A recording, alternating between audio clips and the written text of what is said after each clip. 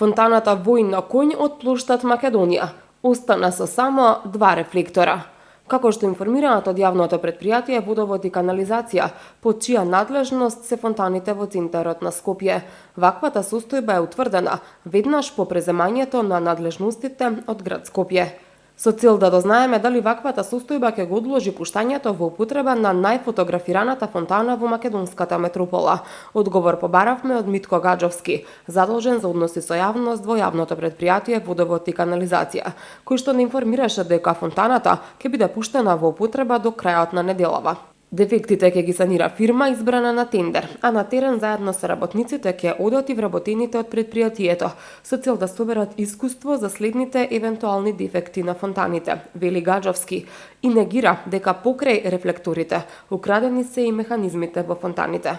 Викендов беше наполнета со вода и пуштена во употреба фонтаната на плоштадот Карпошово во Станије, а денес се планира да биде пуштена во употреба фонтаната спроти собранието во паркот Жена Борец.